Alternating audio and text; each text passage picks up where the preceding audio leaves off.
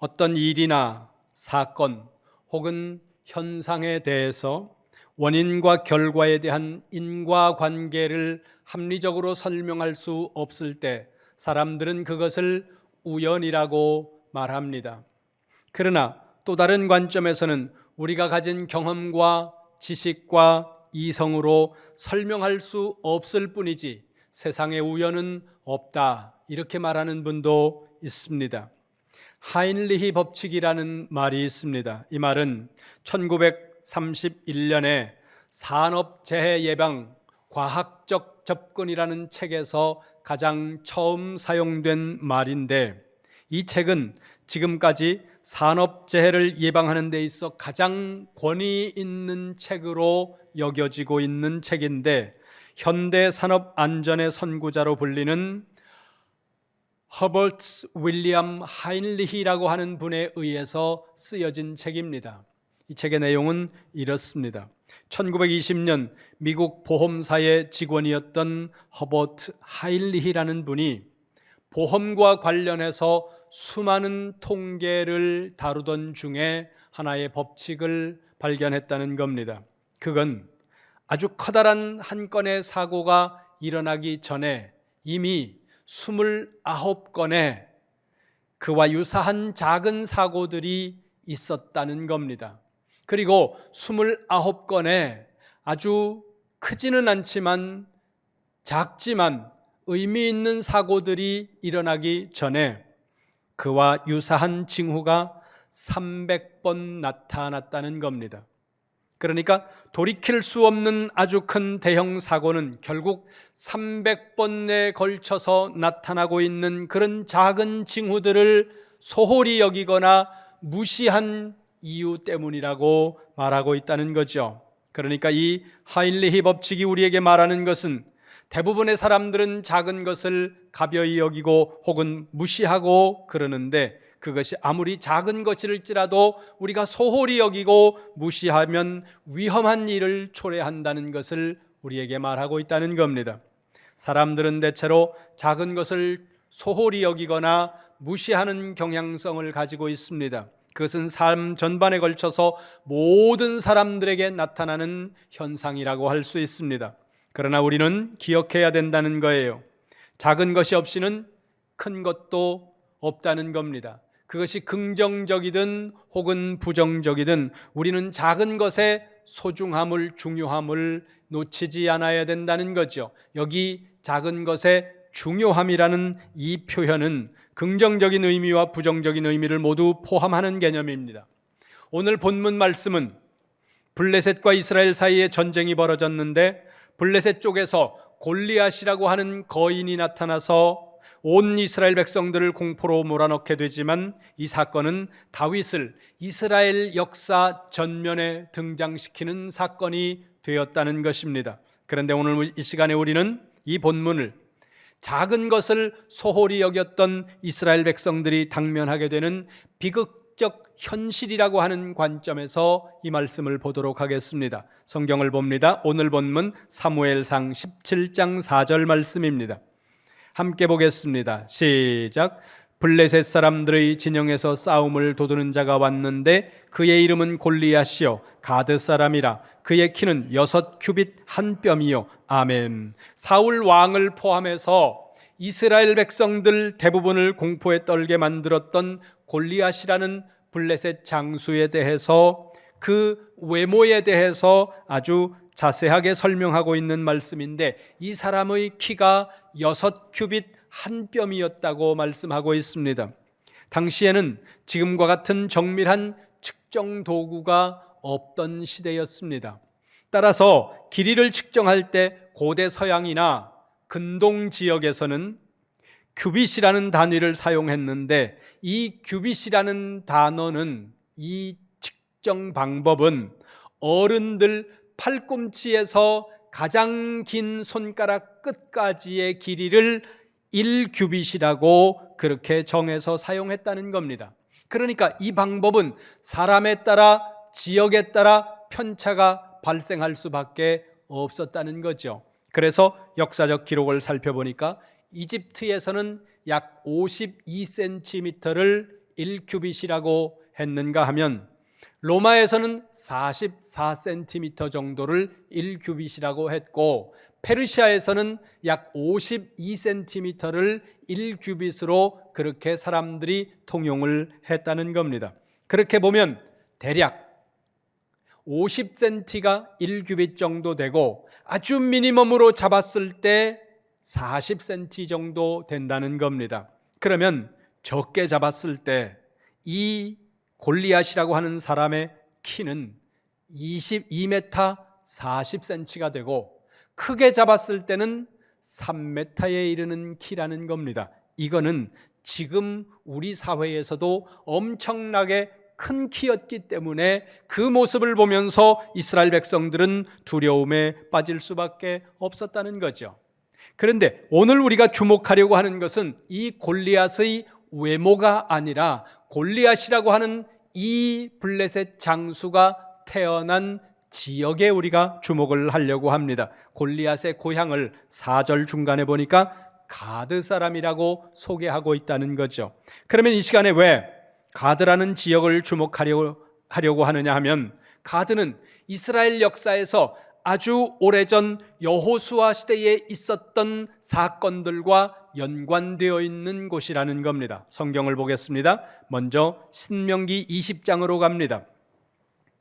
구약 성경 5번째 책 신명기 20장 16절 말씀 함께 찾아서 읽겠습니다. 같이 봅니다. 시작. 오직 내 하나님 여호와께서 내게 기업으로 주시는 이 민족들의 성읍에서는 호흡 있는 자를 하나도 살리지 말지니 아멘. 신명기는 하나님의 사람 모세가 가나안 땅을 향해 가던 이스라엘 백성들이 40년 동안 광야를 배회하다가 마침내 요단강을 건너 가나안 땅으로 들어가기 직전 요단강 동편에 있는 모압 평지에 이스라엘 백성들을 모아놓고 마지막 유언처럼 하는 이 모세의 마지막 설교 2편이 이 신명기의 말씀이라는 겁니다. 거기 보세요. 뭐라고 말씀하고 있습니까? 하나님께서 너희에게 기업으로 주는 땅에 들어가거든, 말을 바꾸면 너희가 가나안 땅에 들어가거든. 17절입니다. 17절 같이 봅니다. 시작. 헷족 속 다시요. 17절 시작. 곧 헷 족속과 아모리 족속과 가나안 족속과 브리스 족속과 히위 족속과 여부스 족속을 내가 진멸하되 내 하나님 여호와께서 내게 명령하신 대로 하라. 아멘. 가나안 땅을 점령하되 철저히 점령하고 그 가나안 땅 지경 안에 살고 있었던 모든 이민족들을 쫓아내되 소멸시켜라, 진멸시켜라, 이렇게 말씀합니다. 17절 중간에 진멸이라는 단어를 주목해서 보시기를 바랍니다. 이 부분을 히브리어 사본으로 보니까 이렇게 되어 있습니다. 키 하하렘 타하리멤. 여기서 맨 마지막 단어가 타하리멤이라는 단어인데 히브리 단어의 어미, 그러니까 그 단어의 맨 끝부분에 나오는 히브리어 알파벳 발음이 맴일 때 이 맴이라는 히브리어 알파벳은 모양이 여러분이 얼핏 보면 사각형 모양 비슷하게 생긴 단어입니다. 그 단어는 여기서 그들을 나타낸다는 거예요. 그러니까 이 문장을 다듬지 않고 번역을 하면 이렇게 됩니다. 너는 진멸해야 된다. 그들을 진멸해야 된다. 우리 성경에는, 번역 성경에는 진멸이라는 단어가 한 번 나오고 있지만 이 히브리 본문으로 보면 진멸이라는 단어가 반복되고 있다는 거예요. 진멸이라는 의미를 하나님께서 반복한다는 거죠. 반복한다는 의미는 뭡니까? 강력하게 강조해서 말씀하고 있다는 겁니다. 그런데 문제가 발생한다는 거죠. 여호수아 11장으로 갑니다. 여호수아 11장 22절 말씀입니다. 여호수아 11장 22절 말씀 찾으셔서 함께 읽겠습니다. 여호수아 11장 22절 말씀 시작. 이스라엘 자손의 땅에는 아낙 사람들이 하나도 남지 아니하였고 가사와 가드와 아스도세만 남았더라. 아멘. 거기 22절 말씀 다시 보세요. 이스라엘 자손의 땅에는, 가나안 땅 정복한 곳에 아낙 사람들이 하나도 남지 아니하였고 가사와 가드와 아스도세만 남았더라. 여러분, 쫓아냈다는 말이에요? 못 쫓아냈다는 말이에요? 22절 다시 보세요. 눈으로 자세히 보세요. 이스라엘 자손 땅에 아낙 사람들이 하나도 남지 않았었다. 가사와 가드와 아스돗에만 남았다. 쫓아냈다는 거예요, 못 쫓아냈다는 거예요? 이스라엘 지도를 잘 모르시는 분들은 가사, 가드, 아스돗 이게 잘 이해가 안 되셔서 이 본문이 얼른 이해가 잘 안 될 수도 있습니다. 이런 의미로 여러분이 이해를 하시면 됩니다. 방학이라서 초등학교 5학년 아들이 집에서 놀고 있습니다. 엄마가 아침에 출근하면서 5학년짜리 아들에게 이렇게 말합니다. 너 엄마가 사다 놓은 위인전 오늘 한 권 읽고 EBS 방송론에 나오는 거 있지? 그거 찾아서 듣고 수학 문제 40페이지부터 50페이지까지 다 풀어. 그리고 놀아. 저녁에 엄마가 퇴근해서 오니까 초등학교 5학년짜리 아이가 게임을 하고 있습니다. 엄마가 묻습니다. 너 엄마가 시킨 거 다 했어? 그러니까 얘가 대답해요. 다 했어. 수학 2페이지만 빼놓고 다 했어. 다 한 거예요, 안 한 거예요? 그거하고 오늘 본문이 같습니다. 본인은 다 했다고 생각을 하고 있는데 엄마가 봤을 때는 다 안 한 거예요. 이스라엘 백성들이 가나안 땅에 들어가면 모든 이방 사람들을 진멸하라고 하나님이 말씀하셨다는 겁니다. 구약 히브리서에서 진멸이라는 의미를 가지고 있는 이 하렘이라는 단어는 완전한 소멸을 의미한다는 거예요. 사람은 다 생명을 끊어버리고 모든 물건들을 불태워 완벽한 잿더미로 만들어버리는 것, 그거를 진멸이라고 하나님이 말씀하고 있다는 겁니다. 그런데 가나안 땅에 들어온 이스라엘 백성들은 그 땅에 살고 있던 이민족들을 거의 다 쫓아냈지만 못 쫓아냈다는 거예요. 어디에 남겨두었습니까? 여호수아 11장 22절에 보니까 가사와 가드와 아스돗에 이민족들을 남겨두었다는 겁니다. 그런 그들을 향해 하나님이 말씀하세요. 사사기로 넘어갑니다. 여호수아 뒤에 사사기 2장 2절입니다. 사사기 2장 2절 말씀 같이 보겠습니다. 시작. 너희는 이 땅의 주민과 언약을 맺지 말며 그들의 제단을 헐라 하였거늘 너희가 내 목소리를 듣지 아니하였으니 어찌하여 그리하였느냐. 아멘. 모든 이방 민족들을 다 몰아내라고 했는데 왜 너희들은 하나님의 말씀대로 이방 민족들을 쫓아내고 소멸시키지 않고 진멸시키지 않고 그들을 남겨두었느냐, 그 말입니다. 그러면서 3절에 말씀합니다. 사사기 2장 3절 시작. 그러므로 내가 또 말하기를 내가 그들을 너희 앞에서 쫓아내지 아니하리니 그들이 너희 옆구리에 가시가 될 것이며 그들의 신들이 너희에게 올무가 되리라 하였노라. 아멘. 너희가 쫓아내지 못한 그들이, 너희가 쫓아내지 못한 그 이민족들이 너희 옆구리에 가시가 되어서 너희를 찌를 것이고 너희 앞길에 올무가 되어서 너희를 넘어뜨리는 그런 존재가 될 것이다. 그래서 너희를 고통스럽게 하고, 그래서 너희를 아프게 하고, 그래서 너희의 인생이 무너지도록 힘들어지도록 그렇게 만들 것이다. 보세요. 골리앗이 어디서 나왔다고요? 가드에서 나왔다는 겁니다. 가드가 어디라고요? 여호수아 11장 22절에 보니까 아낙 사람들을 쫓아내지 못하고 남겨두었던 세 곳, 그 중에 하나가 바로 가드였다는 겁니다. 쫓아내지 못하고 남겨두었던 그 땅에서 400년 이후에 골리앗이라는 거인이 나타나서 이스라엘 백성들을 두려움에 빠지게 만들고 그들을 고통스럽게 만드는 결과를 초래했다는 것입니다. 또 볼까요? 사무엘상으로 갑니다. 사무엘상 4장 2절입니다. 사무엘상 4장 2절 말씀 함께 읽겠습니다. 시작. 블레셋 사람들이 이스라엘에 대하여 전열을 벌이니라. 그 둘이 싸우다가 이스라엘이 블레셋 사람들 앞에서 패하여 그들에게 전쟁에서 죽임을 당한 군사가 4,000명가량이라. 아멘. 블레셋과 이스라엘 사이에 전쟁이 일어났습니다. 이때는 사울이 왕으로 이스라엘을 통치하던 때였습니다. 이 전쟁에서 이스라엘은 블레셋에게 패하고 거기 보니까 4,000명이 목숨을 잃었다는 겁니다. 전쟁에 패한 상황 속에서 이스라엘 장로들은 모여서 회의를 했습니다. 어떻게 하면 우리가 이 전쟁에서 이길까? 그리고 내놓은 전략이 3절입니다. 3절 같이 봅니다. 시작. 백성이 진영으로 돌아오매 이스라엘 장로들이 이르되 여호와께서 어찌하여 우리에게 오늘 블레셋 사람들 앞에 패하게 하셨는고 여호와의 언약궤를 실로에서 우리에게로 가져다가 우리 중에 있게 하여 그것으로 우리를 우리 원수들의 손에서 구원하게 하자 하니 아멘. 실로에 있는 하나님의 언약궤를 이 전쟁터로 가지고 오자. 이게 블레셋과의 전쟁에서 진 이스라엘 장로들이 내놓은 승전을 하기 위한 전략이었다는 겁니다. 여러분, 하나님의 언약궤는 이렇게 이리저리 가지고 다니는 것이 아닙니다. 그런데 이 사람들이 생각을 한 거예요. 뭐라고 생각을 한 겁니까? 언약궤가 전쟁터로 오면 우리가 전쟁에 이길 거다. 뭐예요? 신앙이 주술화되는 순간입니다. 이 사람들이 지금 언약궤를 무엇으로 취급하고 있는 거예요? 부적 취급하고 있는 거예요. 여러분, 신앙과 주술 사이는 한 걸음 차이입니다.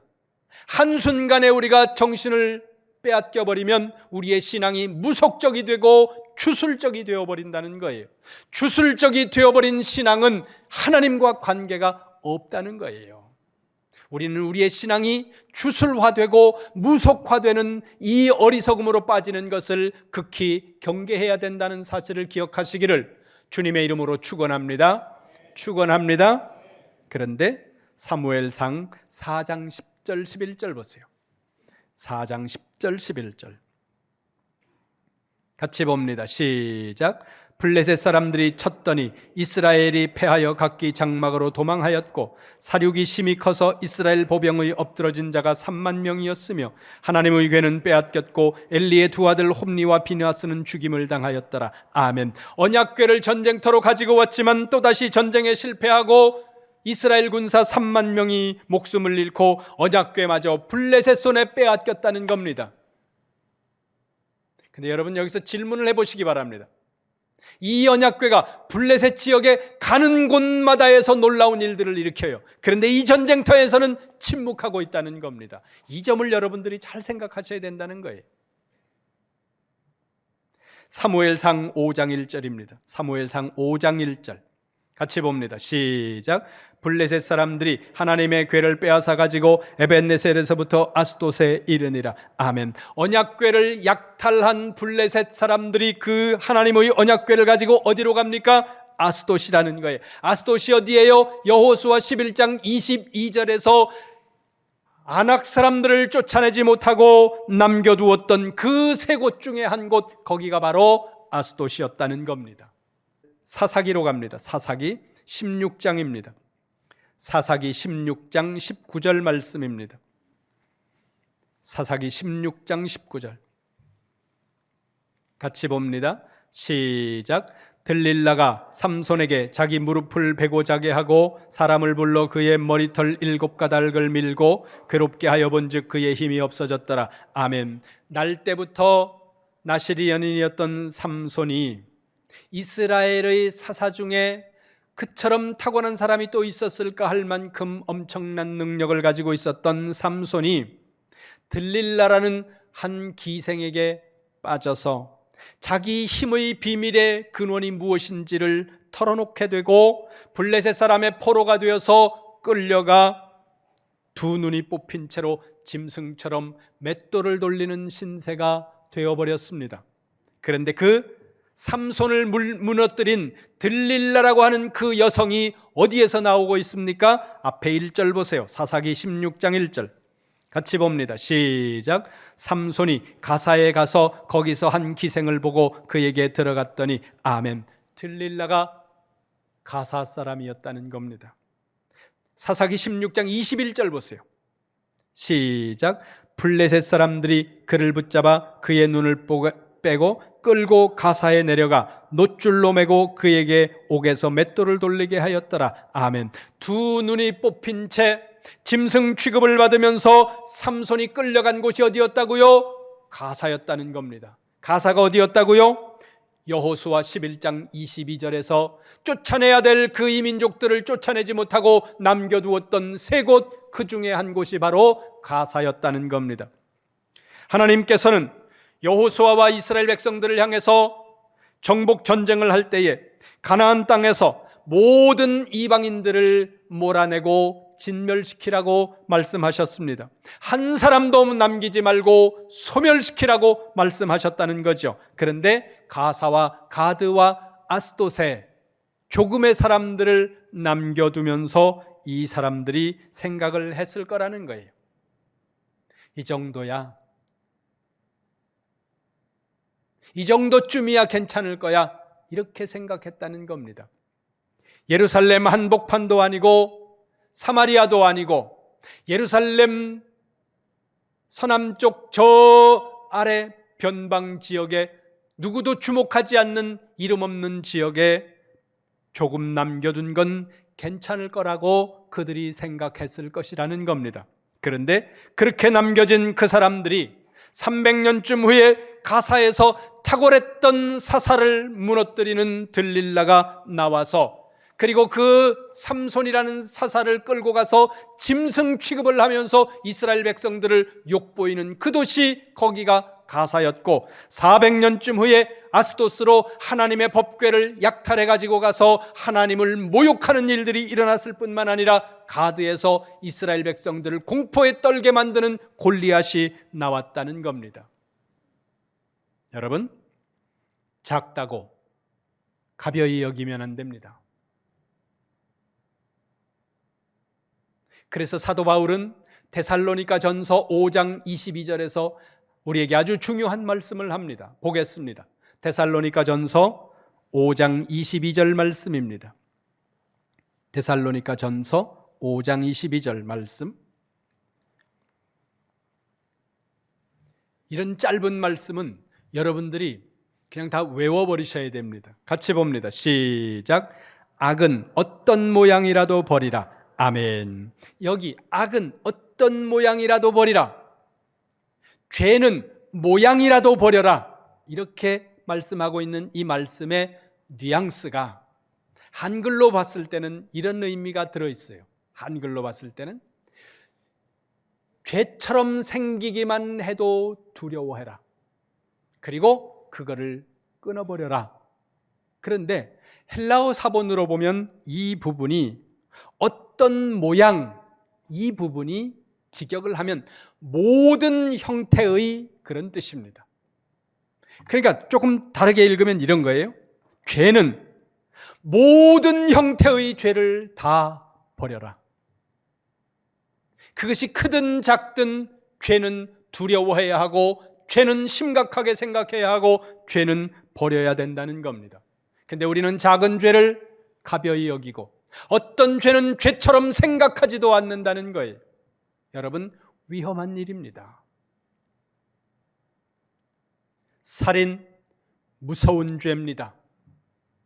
살인은 무서운 죄라고 여기면서 다른 사람을 미워하는 마음을 내 마음속에 조금 품는 것은 여러분 죄라고 생각하지 않습니다. 더군다나 그 사람이 나한테 무엇인가 섭섭하게 했거나 그 사람이 나한테 무언가 잘못을 했다고 생각할 때 내가 그 사람을 미워하는 것은, 이것은 당연한 일이라고 여러분들은 죄라고 생각하지도 않는다는 거예요. 그러나 성경 어디를 찾아보세요.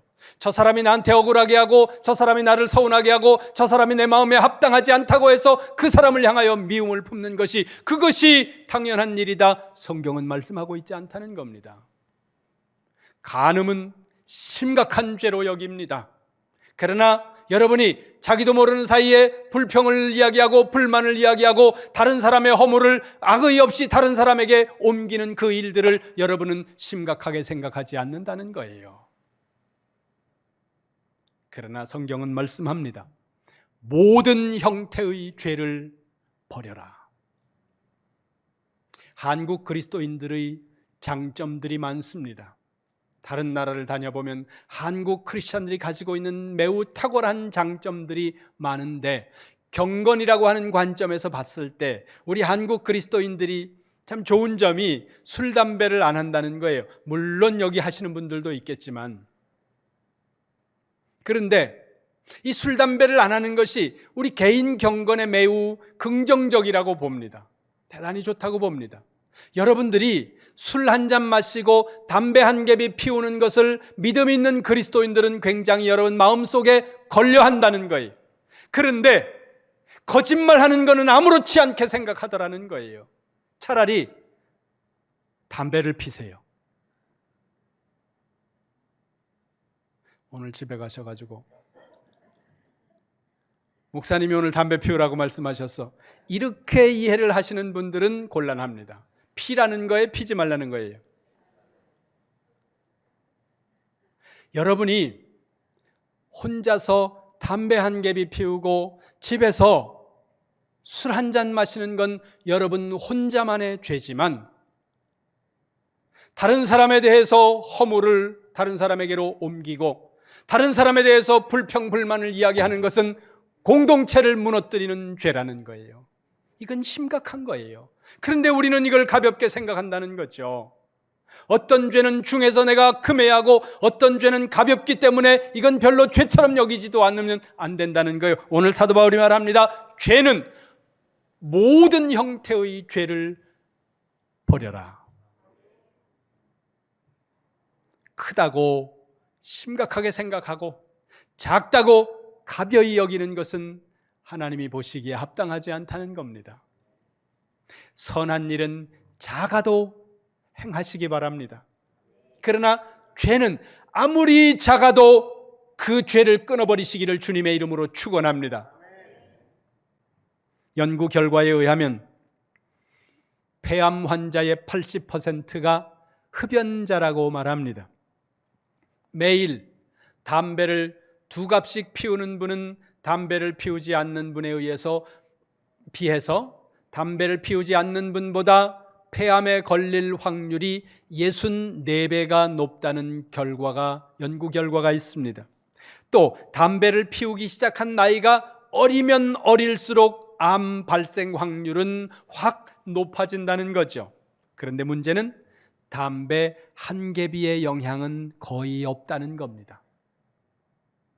담배 한 개비의 영향이 없기 때문에 우리는 별로 영향이 없는 그거를 계속 피는데 그것이 쌓이고 쌓여 마침내 엄청난 불행한 결과에 이른다는 것입니다.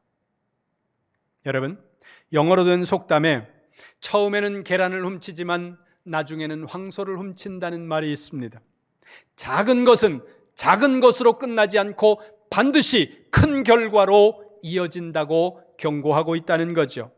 여호수아 시대에 소홀히 여겨 아낙 사람들을 남겨두었던 가드와 가사와 아스돗이라는 이곳에서 수백 년 후에 삼손을 무너뜨리는 들릴라가 나오고 이스라엘을 공포 속에 떨게 했던 골리앗이 나오고 언약궤를 약탈하여 이스라엘 백성들로 하여금 언약궤를 잃어버리게 만드는 그 약탈해간 언약궤를 보관하는 곳, 거기가 아스돗이었다는 겁니다.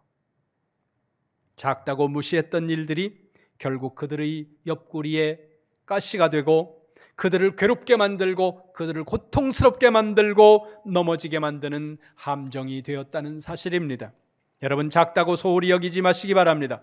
그것이 하나님이 기뻐하시지 않는 죄라면 그것이 작아도 여러분 심각하게 생각하시고 작은 죄를 경계하고 작은 죄라도 끊어버리고 회개하는 여러분 되시기를 주님의 이름으로 축원합니다. 1912년 4월 14일 밤 11시 40분 북대서양 바다를 항해하던 배 한 척이 빙산과 충돌했고 배는 침몰했습니다. 배의 이름이 타이타닉입니다.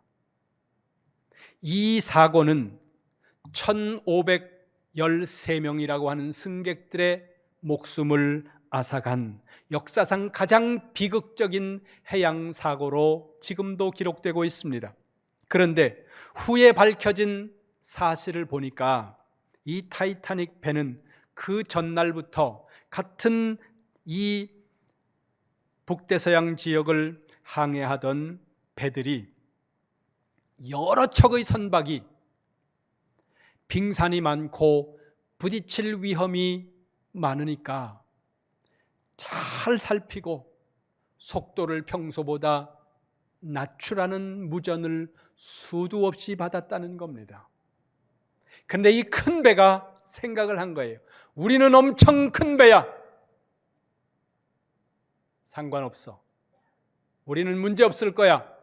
그리고 평소보다 속도를 높였고 빙산에 부딪힌 그 큰 배는 침몰했다는 거예요. 여러분, 선한 일은 작아도 행하시기 바랍니다. 그러나 죄는 작아도 멀리 하시기 바랍니다. 모든 형태의 작은 죄일지라도 그 죄를 끊어버리시기를 주님의 이름으로 축원합니다. 그렇게 죄는 죄의 모양만 닮아도 멀리함으로 말미암아 지혜롭고 신실한 성도들이 되어 2025년 한 해도 그 작은 죄들, 여러분들이 소홀히 여겼고 그리고 간과했던 그 죄들이 여러분의 옆구리에 가시가 되고 여러분 인생에, 여러분의 앞날에 올무가 되어서 여러분의 인생을 무너지게 만들고 넘어지게 만드는 함정에 빠지는 일이 없도록 살아가는 지혜로운 하나님의 사람들이 되시기를 주님의 이름으로 축원합니다.